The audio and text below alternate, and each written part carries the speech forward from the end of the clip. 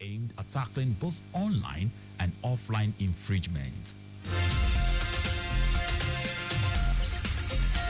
7 days after the closure of the Akano Ibiam International Airport, Enugu, for repairs of its runway, the federal government has pledged to reopen the airport for flight operations.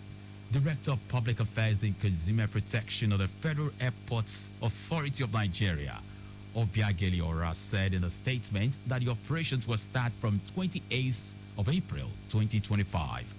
Ora's expressed Federal Airports Authority of Nigeria's appreciation to all airport users and stakeholders for their understanding and cooperation during the process.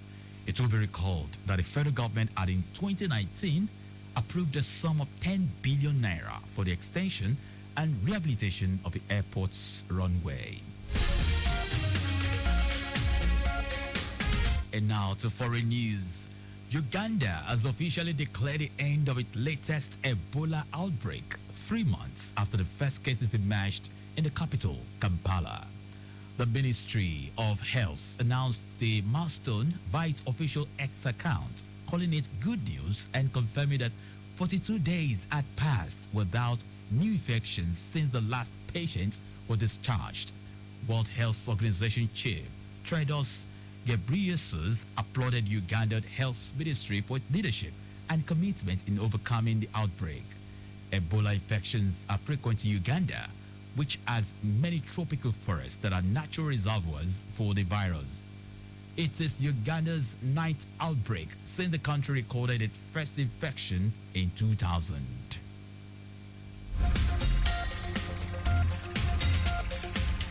Now sports. The Nigeria Football Federation (NFF) has launched a crackdown on referees who may be involved in match fixing as the country's football leagues reach decisive stages.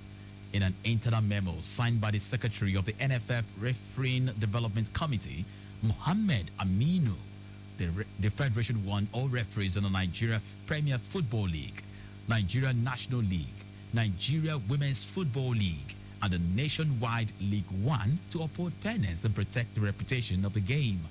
The NFF expressed fears the clubs, their agents, and other football stakeholders may attempt to influence referees in order to gain an unfair advantage. In response, the Federation said it has set up an independent monitoring committee to observe all matches and report any suspicious behavior. According to the NFF, the new monitoring committee will operate independently with members deployed across all match centers to observe and report any action to go against the rules or damage the image of refereeing. And that's our news at 9. But just before we go, ensure you make use of your seatbelt while driving. You can follow us and like all our various social media platforms. X at Traffic Radio 961, Facebook Lagos Traffic Radio 96.1 FM, Instagram Lagos Traffic Radio 961. Subscribe and watch our news and programs live on YouTube at Traffic Radio 961. You can also visit our website www.trafficradio961.ng. Did you know that the Sanwo-Olu administration empowered 600 women with ingenious business ideas to the tune of 4 billion naira through the Lagos State Employment Trust Fund LSETF-W initiative to empower Lagosians? You can get more details on the Lagos State Government website. To end the news, here are the highlights of the major stories. The Lagos State Government is embarking on a significant transformation of its post-primary and technical education sectors, prioritizing meritocracy in leadership appointments and strategically recruiting qualified teachers in core subjects.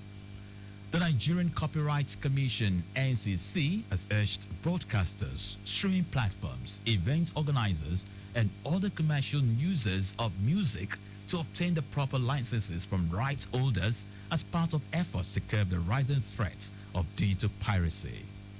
We also tell you that Uganda has officially declared the end of its latest Ebola outbreak 3 months after the first cases emerged in the capital, Kampala. And in sport, the Nigeria Football Federation (NFF) has launched a crackdown on referees who may be involved in match fixing as the country's football leagues reach decisive stages. For contact with the newsroom, send a message to info@trafficradio961.ng.